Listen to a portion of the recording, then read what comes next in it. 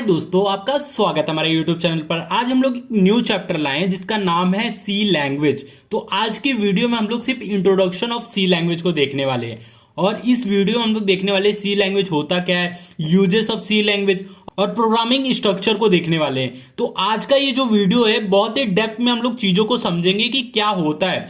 तो चलिए बिना देरी किए वीडियो को स्टार्ट करते हैं। सबसे पहले देखते हैं कि सी लैंग्वेज क्या होता है। C language is a general purpose programming language that was developed by Dennis Ritchie in 1972। जो C language है वो जनरल पर्पज प्रोग्रामिंग लैंग्वेज है। जनरल पर्पज प्रोग्रामिंग लैंग्वेज का मतलब होता है कि बहुत सारे एप्लीकेशन को डेवलप करने में हम लोग C लैंग्वेज का यूज करते हैं। तो इसलिए बोल रहा है कि सी लैंग्वेज हमारा जनरल पर्पज प्रोग्रामिंग लैंग्वेज है। तो सी के अलावा और भी बहुत सारे जनरल पर्पज प्रोग्रामिंग लैंग्वेज हो सकते हैं, जैसे कि C plus plus, Java, Python. ये सारे हमारे जनरल पर्पज प्रोग्रामिंग लैंग्वेज है।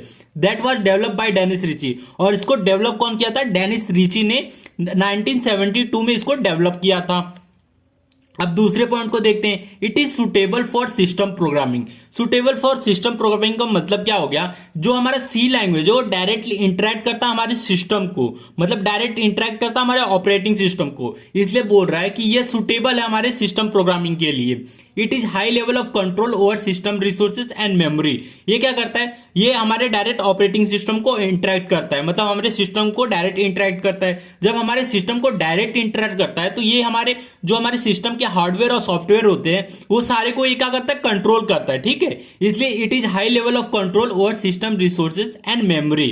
अब फोर्थ पॉइंट को देख लेते हैं। It is also support modular programming through the use of function and library that allowing code reusability and organization। जो हमारा सी लैंग्वेज है मॉड्यूलर प्रोग्रामिंग को सपोर्ट करता है। तो सी लैंग्वेज में हम लोग क्या करते हैं? फंक्शन और लाइब्रेरी का यूज करके हम लोग मॉड्यूलर प्रोग्रामिंग करते हैं। मॉड्यूलर प्रोग्रामिंग का मतलब होता है छोटे छोटे मॉड्यूल में यूज करके हम लोग चीजों को यूज करते हैं। और सी लैंग्वेज में फंक्शन और लाइब्रेरी का यूज करके ही हम लोग मॉड्यूलर प्रोग्रामिंग यूज करते हैं। तो फंक्शन क्या होता है? सपोज मैं क्या करता हूं, एक फंक्शन बनाता हूं सम नाम का। तो सम नाम का फंक्शन को हम लोग क्या करेंगे? दो नंबर देंगे, तो वो सम नाम का फंक्शन क्या करेगा? उन दो नंबरों को जोड़ के हमें रिटर्न कर देगा वैल्यू। तो ये सम नाम का फंक्शन काम करेगा। तो जहां जहां हमें दो नंबरों को जोड़ना रहेगा हम लोग क्या करेंगे? सम नाम के फंक्शन को कॉल करेंगे। मतलब इससे क्या होगा? जब बार बार कोई चीज को, एक ही काम को बार बार करना है और सिंपल हम लोग एक फंक्शन को कॉल कर रहे हैं, तो इससे क्या होता है? कोड की रियूजेबिलिटी बढ़ती, ऑर्गेनाइजेशन बढ़ता है। ठीक है, तो इस चीज के लिए हम लोग क्या करते हैं? मॉड्यूलर प्रोग्रामिंग यूज करते हैं। लाइब्रेरीज देखिए, डेनिस रिची ने लाइब्रेरीज का यूज किया था। लाइब्रेरीज में क्या होता है? कुछ चीजें पहले से ही इनबिल्ट होती हैं, इससे क्या होता है? कोड की रियूजेबिलिटी बढ़ती है। तो लाइब्रेरीज में हमें, जैसे कि हमारा प्रिंटफ, स्कैनफ है, तो ये कुछ कुछ चीजें डेनिस रिची ने पहले से ही लाइब्रेरी के फॉर्म में हमें दे दिया है, हमें सिंपली उसको यूज करना है। अब प्रिंटफ क्या करता है? अगर हमें किसी चीजों को एज इट इज प्रिंट करना है तो हम लोग क्या करेंगे? प्रिंटफ का यूज करते हैं। यूजर से कुछ इनपुट लेना है तो उसके लिए स्कैनफ का यूज करते हैं। ऐसे बहुत सारे इनबिल्ट लाइब्रेरीज होती हैं जो डेनिस रिची ने हमें दिया है। तो ये हो गया what is C language. C language क्या होता है ये हमने डेप्थ में समझ लिया। अब हम लोग इसके यूजेस को भी देख लेते हैं। तो यूजेस में क्या होता है? Data structure and algorithm. हम लोग क्या करते हैं? डेटा स्ट्रक्चर और अल्गोरिदम में हम लोग सी लैंग्वेज का यूज करते हैं। अब बोलोगे डेटा स्ट्रक्चर और अल्गोरिदम में क्या यूज होता है? तो डेटा स्ट्रक्चर और अल्गोरिदम में हम लोग इंप्लीमेंटेशन के समय सी लैंग्वेज का यूज करते हैं। जैसे कि सर्चिंग और सॉर्टिंग जो चीज होता है, ऐसे बहुत सारी चीजों को स्पीड चाहिए होता है। अगर कोई चीज सर्च करता है तो हम लोग को स्पीड चाहिए होता है ना, कि फटाक से जो सर्च किया आ जाए। तो इस चीज के लिए हम लोग क्या करते हैं? जब हम लोग इंप्लीमेंट करते हैं इस चीज को, सर्चिंग, सॉर्टिंग, ऐसे बहुत सारे कॉन्सेप्ट होते हैं डेटा स्ट्रक्चर से रिलेटेड, तो इंप्लीमेंटेशन में हम लोग सी लैंग्वेज का यूज करते हैं। सी लैंग्वेज क्या होता है? सिस्टम प्रोग्रामिंग लैंग्वेज होता है, जिससे डायरेक्ट सिस्टम से इंटरेक्ट होता है, जिससे फास्ट होता है हमारा प्रोसेस। इसीलिए हम लोग डेटा स्ट्रक्चर और अल्गोरिदम में भी हम लोग सी लैंग्वेज का यूज करते हैं। डेवलप कंपाइलर, मतलब कंपाइलर को डेवलप करने में भी हम लोग सी लैंग्वेज का यूज करते हैं। अभी कंपाइलर क्या होता है? जैसे कि आप जो भी कोड लिख रहे हो वो हाई लेवल लैंग्वेज है, मतलब आप इंग्लिश में लिख रहे हो, तो मशीन इंग्लिश में नहीं समझ सकता, वो 0-1 की फॉर्म में समझेगा। तो कंपाइलर क्या करेगा? इंग्लिश लैंग्वेज को 0-1 की फॉर्म में, मतलब बाइनरी नंबर में कन्वर्ट करेगा। तो इस चीज को हम लोग डेवलप करने के लिए भी हम लोग सी लैंग्वेज का यूज करते हैं। अब थर्ड है हमारा सिस्टम प्रोग्रामिंग। सिस्टम प्रोग्रामिंग जैसे कि हमारा ऑपरेटिंग सिस्टम है, तो ऑपरेटिंग सिस्टम को भी क्रिएट करने में हम लोग सी लैंग्वेज का यूज करते हैं। फोर्थ है हमारा गेम डेवलपमेंट। अब देखिए, अब किसी को भी गेम खेलना है तो वो तो यही चाहेगा कि गेम का परफॉर्मेंस स्पीड हाई रहे। तो इस चीज को हाई रखने के लिए हम लोग सी लैंग्वेज का यूज करते हैं, क्योंकि डायरेक्ट सिस्टम से इंटरेक्ट करता है, इसलिए उससे स्पीड बढ़ जाती है। इसलिए हम लोग गेम डेवलपमेंट में भी हम लोग सी लैंग्वेज का यूज करते हैं। अब फिफ्थ है हमारा नेटवर्किंग।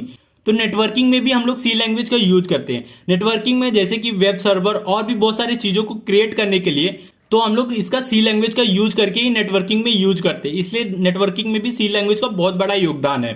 अब हम लोग इसके यूजेस को देख लिए। अब हम लोग इसके प्रोग्राम के स्ट्रक्चर को देखते हैं, मतलब जो हमारा फर्स्ट प्रोग्राम होता है कैसे लिखा जाएगा वो देखते हैं। अब देखिए, ये हमारा फर्स्ट प्रोग्राम है। ये फर्स्ट प्रोग्राम क्या किया हमने क्या किया, हेलो वर्ल्ड को प्रिंट करना है तो हमने एक सिंपल सा छोटा सा कोड लिखा है। अब इस कोड को हम लोग डेप्थ में एनालाइज करेंगे कि इसको क्या बोलते हैं। अब देखिए, जो हैशटैग इंक्लूड है पहले इसको देखते हैं। तो हैशटैग इंक्लूड को हमको बोलते हैं प्री प्रोसेस डायरेक्टिव। मैं लिख भी देता हूं, pre process directive.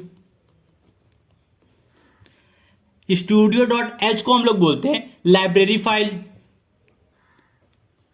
Library file, ठीक है। इंट मेन को हम लोग बोलते हैं रिटर्न टाइप।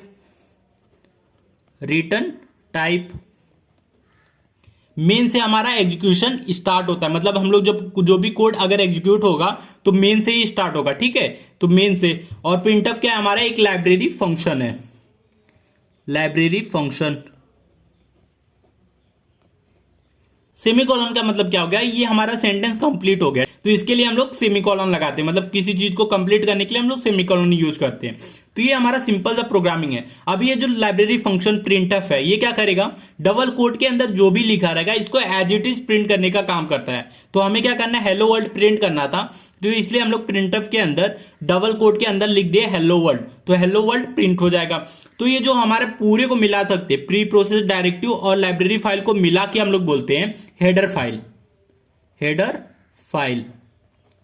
मतलब ये पूरा लाइन हमारा क्या है, हेडर फाइल है। इंट मेन से हमारा एग्जीक्यूशन स्टार्ट, मेन से मतलब हमारा एग्जीक्यूशन स्टार्ट होता है। इंट का मतलब रिटर्न टाइप होता है, कुछ वैल्यू अगर रिटर्न करना है, सपोज मैंने पहले ही बोला कि अगर दो नंबर को जोड़ के हमें कोई वैल्यू रिटर्न करना है तो हम लोग क्या करेंगे, रिटर्न टाइप इंट लिख देंगे, मतलब हमें कोई वैल्यू इंटीजर टाइप का ही वैल्यू रिटर्न होने वाला है। जब दो नंबरों को जोड़ेंगे तो जोड़ने पे जो वैल्यू आएगी वो भी तो एक इंटीजर ही रहेगा, तो इंटीजर रहेगा, तो इसलिए इसका रिटर्न टाइप इंटीजर है, ठीक है। तो ये सिंपल सा एक कोड था, प्रोग्राम स्ट्रक्चर था। तो ये सी लैंग्वेज में ये सब जगह यूज होगा ही हो जाएगा। तो ये हमारा जो लाइन था ये कोड लाइन था, तो मतलब इसको छोड़ दे तो ये जो बाकी जो चीजें रहेंगी वो एज इट इज हर कोड में आप सी लैंग्वेज में यूज करोगे ही करोगे, ठीक है। इसके अलावा आप यूज कर सकते हो, लेकिन ये कंपलसरी है।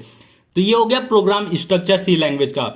तो आज के वीडियो में हम लोग सिर्फ सी लैंग्वेज के इंट्रोडक्शन को देखे, अब आगे हम लोग नेक्स्ट कॉन्सेप्ट को देखेंगे। तो वीडियो अच्छा लगा तो प्लीज वीडियो को लाइक और हमारे चैनल को सब्सक्राइब कीजिए।